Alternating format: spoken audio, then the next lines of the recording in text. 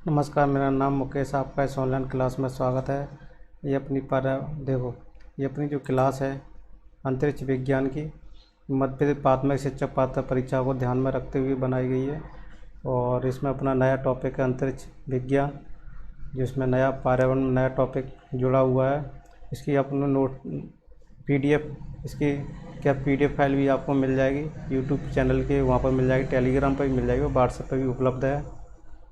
और ये अपनी 10वां लेक्चर है। इससे पहले 9वां लेक्चर हो चुका था।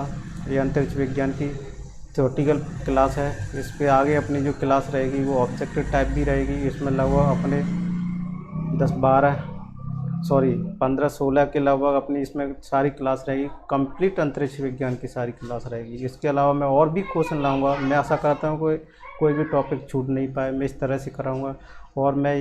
और आपसे रिक्वेस्ट है कि आप कृपया करें कमेंट्स बॉक्स में मेरे को फीडबैक जरूर दीजिए। मैं आपको कैसे पढ़ा रहा हूँ, आपको समझ में आ रहा है कि नहीं आ रहा है, जिससे मैं और भी आपको अच्छी तरह से और तैयारी करा सकूँ।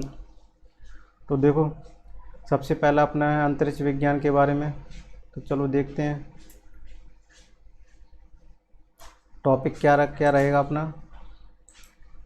इंटरनेशनल स्पेस स्टेशन का उद्देश्य रहेगा, क्या रहेगा देखो, इंटरनेशनल स्पेस स्टेशन का उद्देश्य रहेगा। इंटरनेशनल स्पेस स्टेशन का उद्देश्य रहेगा पहला टॉपिक।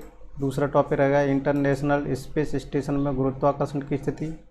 तीसरी रहेगी सैटेलाइट के तकनीकी वहाँ की संरचना। और 4 रहेगा अंतरिक्ष के अनुभव। और 5वां रहेगा अंतरिक्ष कचरा। इन 5 टॉपिकों को अपन इस क्लास में कवर करेंगे।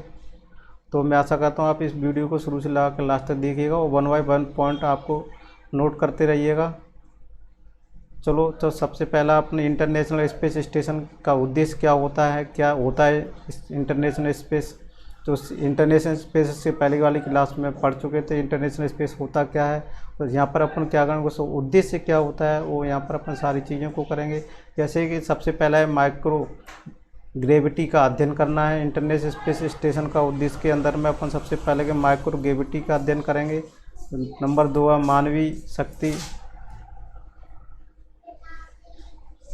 मानवीय शारीरिक और मानसिक परिवर्तनों का अध्ययन करना है। दूसरा है मानवीय शारीरिक और मानसिक परिवर्तनों का अध्ययन करना है। और तीसरा है भविष्य के अंतरिक्ष अभियानों हेतु संभावनाओं की खोज करना। क्या है तीसरा? भविष्य के अंतरिक्ष अभियानों हेतु संभावनाओं की खोज करना होता है। 3 है भविष्य के अंतरिक्ष अभियानों हेतु संभावनाओं की खोज करना। चौथा है पृथ्वी के अलावा अन्य ग्रहों पर कैसे अभियान को पूरा किया जा सकता है, अध्ययन करना है। पृथ्वी के अलावा अन्य ग्रहों पर कैसे अभियान को पूरा किया जा सकता है, अध्ययन करना है। 5 संचार और इमेजिंग क्षमता को और कैसे अधिक विकसित किया जा सकता है, इसका अध्ययन करना है। ठीक, तो कोई स्पेस मेडिसिन, लाइफ साइंस और एस्ट्रोनॉमी, मौसम आदि का अध्ययन किया जाता है। 7वां पॉइंट है अपन भविष्य के लिए एस्ट्रोनॉट्स अंतरिक्ष यात्री तैयार करना है। और उसके लिए एस्ट्रोनॉट्स यानी अंतरिक्ष यात्री तैयार करना है। अंतर्राष्ट्रीय स्पेस स्टेशन का आकार एक फुटबॉल के मैदान के बराबर होता है। एक अंतर्राष्ट्रीय स्पेस स्टेशन का आकार क्या होता है? एक फुटबॉल के मैदान के बराबर होता है।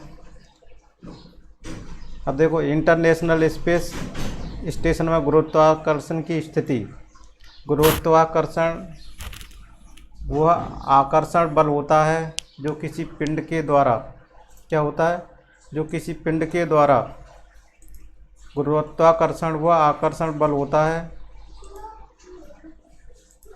गुरुत्वाकर्षण वह आकर्षण बल होता है जो किसी पिंड के द्वारा दूसरे पिंड पर आरोपित किया जाता है। सिद्धांत के अनुसार पृथ्वी का गुरुत्वाकर्षण बल भूमध्य रेखा की अपेक्षा अपने ध्रुवों पर अधिक होता है। तो ये भी देखो पॉइंट करने लायक है। यहाँ पर देखो, गुरुत्वाकर्षण वह आकर्षण बल होता है जो किसी पिंड के द्वारा, देखो, जिसके द्वारा, जो किसी पिंड के द्वारा दूसरे पिंड पर आरोपित किया जाता है, जो किसी पिंड के द्वारा दूसरे पिंड पर आरोपित किया जाता है। सिद्धांत के अनुसार पृथ्वी का गुरुत्वाकर्षण बल भूमध्य रेखा की अपेक्षा, देखो पृथ्वी का गुरुत्वाकर्षण क्या होता है? गुरुत्वाकर्षण बल भूमध्य रेखा की अपेक्षा कहाँ पर अधिक होता है? ध्रुवों पर अधिक होता है। एक नोट करने लायक है कि पृथ्वी का गुरुत्वाकर्षण ज़्यादा कहाँ होता है। देखो, तो पृथ्वी का गुरुत्वाकर्षण बल भूमध्य रेखा की अपेक्षा कहाँ पर अधिक होता है? ध्रुवों पर अधिक होता है। क्योंकि पृथ्वी ध्रुवों पर क्या होती है? चपटी होती है, अतः ध्रुवीय क्षेत्र पृथ्वी के केंद्र के नज़दीक होता है।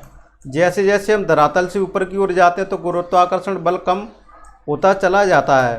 देखो जैसे जैसे हम क्या होते हैं पृथ्वी से अपन ऊपर की ओर जाते जाते हैं तो क्या होता है गुरुत्वाकर्षण बल क्या होता है कम होता चला जाता है। अब देखो अंतरिक्ष में अंतरिक्ष में जहाँ पर इंटरनेशनल स्पेस स्टेशन अर्थात सैटेलाइट भूकक्षा में स्थापित किए जाते हैं। अंतरिक्ष में जहाँ पर इंटरनेशनल स्पेस स्टेशन अर्थात सैटेलाइट भूकक्षा में स्थापित किए जाते हैं वहाँ पर भी गुरुत्वाकर्षण बल होता है, परंतु यह बल पृथ्वी की सतह पर पाए जाने वाले गुरुत्वाकर्षण से कम होता है।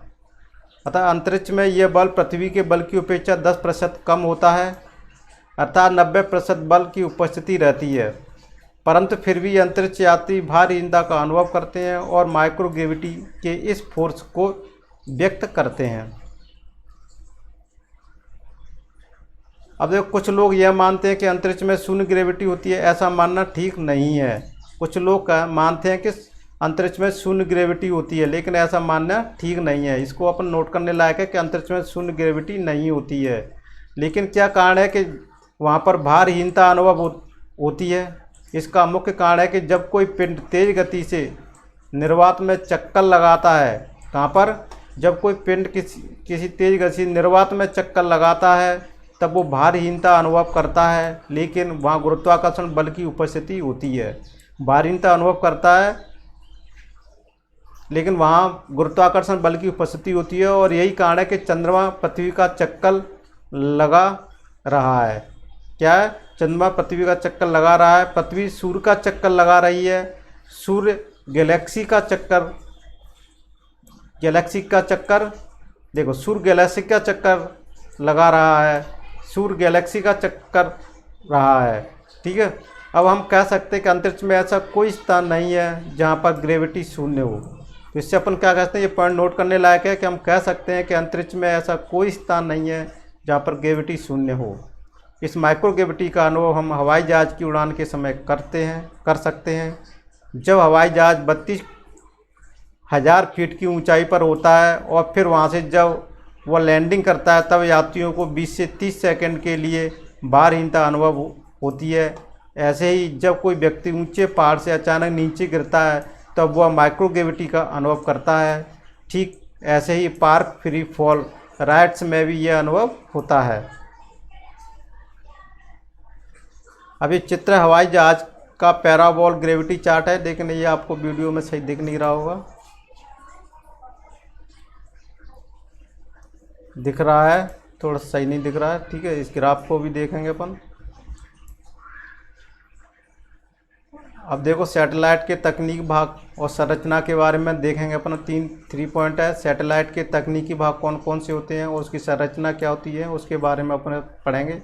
देखो इंटरनेशनल स्पेस स्टेशन भी एक बड़ा सैटेलाइट है। क्या है? इंटरनेशनल स्पेस स्टेशन भी एक बड़ा क्या है? सैटेलाइट है। सामान्यतः सैटेलाइट और इस बड़े सैटेलाइट की संरचना लगभग समान होती है। सामान्यतः सैटेलाइट और इस बड़े सैटेलाइट की संरचना लगभग क्या होती है? समान ही होती है। लगभग क्या होती है? समान ही होती है। सैटेलाइट के 2 मुख्य भाग होते हैं। सैटेलाइट के मुख्य भाग होते हैं 2, कौन कौन से होते हैं? देखो सैटेलाइट के 2 मुख्य भाग देख लेंगे। एक कौन सा? देखो एक होता है ट्रांसपोंडर्स प्लस एंटीना, और दूसरा पार्ट होता है ऊर्जा स्रोत प्लस प्रपल्सन सिस्टम, जैसे सूचना भेजना और प्राप्त करना, और दूसरा है सोलर पैनल या बैटरी।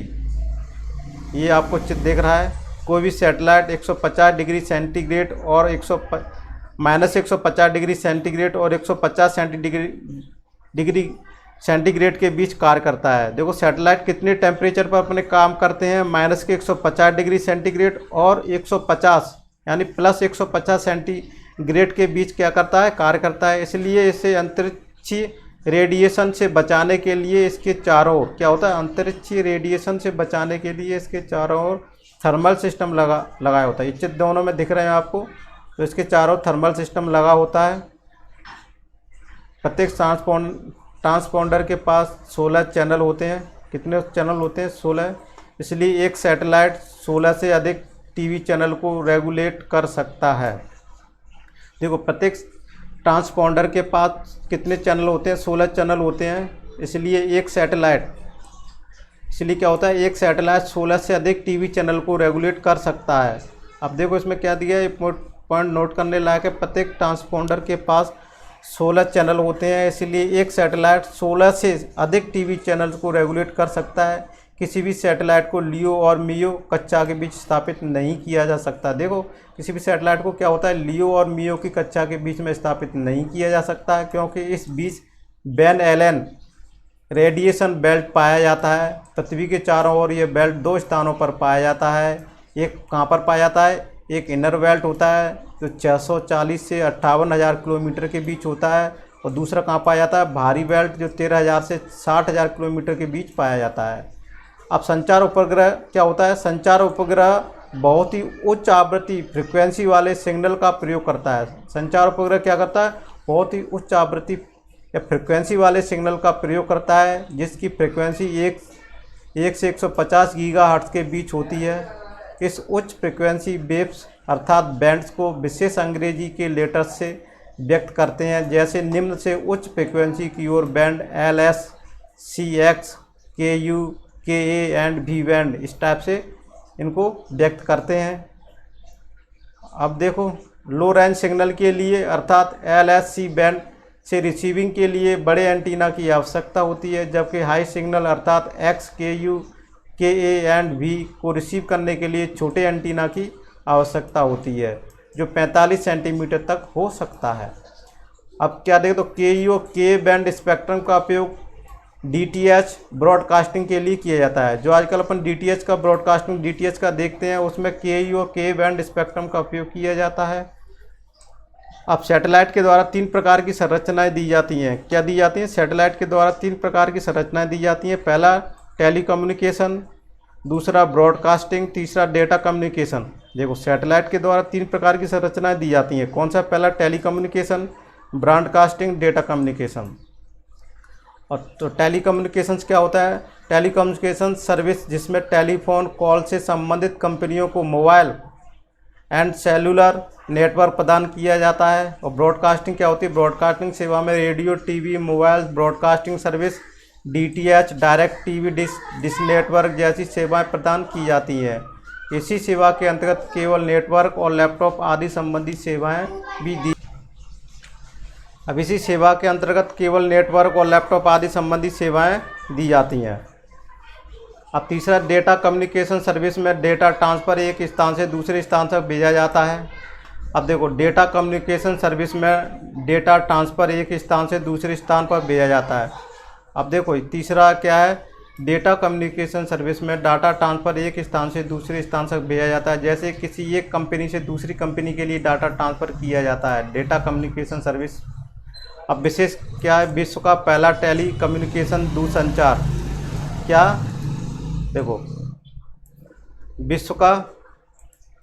विश्व का पहला टेली कम्युनिकेशन संचार दूरसंचार उपग्रह ECHO इको जो USA और टेलीस्टार क्रमशः 1960-1962 में स्थापित किए गए। विश्व का पहला टेली कम्युनिकेशन संचार उपग्रह कौन से थे, ECHO इको जो USA और टेलीस्टार जो 1960 में 1962 में क्या किए गए थे, स्थापित किए गए थे। अब देखो अंतरिक्ष के अनुभव कौन से हैं, कई एस्ट्रोनॉट्स अंतरिक्ष में चक्कर आना। देखो कई एस्ट्रोनॉट को जो अंतरिक्ष यात्री रहते हैं, कई अंतरिक्ष यात्रियों को अंतरिक्ष में क्या होता है, चक्कर आना, डिजी और पेट में गुड़गुड़ाहट अनुभव करना महसूस करते हैं। यह अनुभव कुछ दिनों तक रहता है। क्या होता है यह अनुभव कुछ दिनों तक रहता है, जिसे माइक्रोग्रेविटी में रहना, जिसमें उनके बाल हमेशा खड़े रहते हैं। यह अनुभव कुछ दिनों तक रहता है, जिससे क्या होता है, माइक्रोग्रेविटी में रहना, जिनके उनके बाल हमेशा खड़े रहते हैं, उनका टूथपेस्ट घटक लिया जाता है। भोजन पेस्ट के रूप में लेते हैं। भोजन कैसे लेते हैं, पेस्ट के रूप में लेते हैं। पेस्ट के रूप में जैसे अपना पेस्ट होता है, टूथपेस्ट ऐसे बना के ले जाते हैं, भोजन जिसको मुँह में घटका जाता है। और अंतरिक्ष स्टेशन में जिम स्वस्थ रहने के लिए एक अद्भुत प्रदान करती है। अंतरिक्ष स्टेशन में जिम स्वस्थ रहने के लिए एक अद्भुत प्रदान करती है। अंतरिक्ष यात्री अपनी दैनिक क्रियाओं को एक विशेष प्रकार से करने का अनुभव लेते हैं। इनके लिए भोजन पानी पृथ्वी से ही स्पेस क्राफ्ट से भेजा जाता है। क्या होता है? इनके लिए भोजन पानी पृथ्वी से ही स्पेस क्राफ्ट से भेजा जाता है। अब अंतरिक्ष कचरा क्या होता है? देखो, खराब हुए उपग्रह क्या होते हैं? अंतरिक्ष में बहुत सारे उपग्रह होते हैं जो खराब हो जाते हैं, उसी कक्षा में चक्कर लगाते रहते हैं, जिससे क्या होता है, इसको अपन क्या बोलते हैं, अंतरिक्ष कचरा रहता है। अब जो खराब हुए उपग्रह या प्रक्षेपण यानी आदि अंतरिक्ष में इकट्ठे होते रहते हैं, इसको सबसे पहले केसलर महोदय ने बताया था, इसलिए इस कचरे को केसलर सिंड्रोम कहते हैं। क्या कहते हैं? केसलर सिंड्रोम कहते हैं। अंतरिक्ष में पिछले 50 वर्षों में लगभग 17,000 उपग्रह भेजे गए हैं। देखो, अंतरिक्ष में पिछले 50 वर्षों में कितने लगभग भेजे गए? 17,000 उपग्रह छोड़े गए हैं, जिनमें से ज़्यादातर निष्क्रिय हो चुके हैं, अर्थात वे कचरा बन चुके हैं। इसीलिए कहा जाता है नो स्पेस इन स्पेस। इसलिए कहा जाता है नो स्पेस इन स्पेस। यानी अंतर्राष्ट्रीय स्तर पर कचरे को साफ करने के लिए ग्लाइडर टेक्नोलॉजी का प्रयोग किया जा रहा है। देखो, इसकी क्या कर रहे हैं? अंतर्राष्ट्रीय स्तर पर कचरे को साफ करने के लिए जो सैटेलाइट ऊपर निष्क्रिय हो जाते हैं, वो कक्षा में घूमते रहते हैं, जिससे दूसरे उपग्रह सैटेलाइट छोड़ने के लिए जगह नहीं बचती है। तो इनके लिए क्या गया? इनको साफ करने के लिए, यानी इसको कचरे को हटाने के लिए क्या किया गया? अंतर्राष्ट्रीय स्तर पर कचरे को साफ करने के लिए ग्लाइडर टेक्नोलॉजी का क्या किया जाता है? उपयोग किया जा रहा है। इसमें क्या होता है? कचरे को पृथ्वी पर लाकर समाप्त किया जाएगा। ये कार्य नासा और इसरो मिलकर कर रहे हैं। ये कार्य कौन है? नासा और इसरो मिलकर कर रहे हैं। वर्तमान में अंतरिक्ष यातायात बाधा एक बड़ी समस्या बनी हुई है, इसलिए वर्तमान में क्या हुआ? अंतरिक्ष यातायात एक बड़ी बाधा समस्या बनी हुई है, जिसके निदान के लिए अंतर्राष्ट्रीय स्तर पर प्रयास जारी है। क्या है? जिसके निदान के लिए अंतर्राष्ट्रीय स्तर पर प्रयास जारी है। तो ये जो अपने थे ना, तो अपना अगला लेक्चर अगले क्लास में रहेगा, अगली क्लास रहेगी अपनी।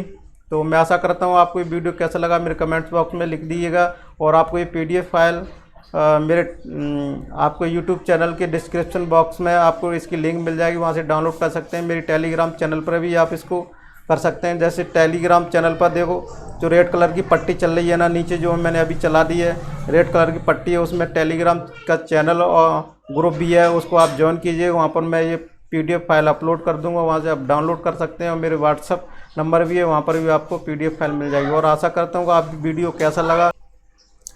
अगर आप मेरे YouTube चैनल पर नए हैं तो कृपया करके मेरे इस चैनल को सब्सक्राइब करना ना भूलिएगा।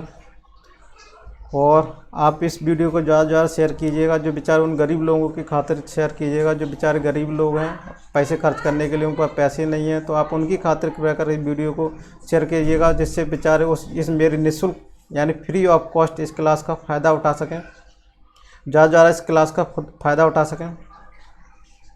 Thank you for watching this video.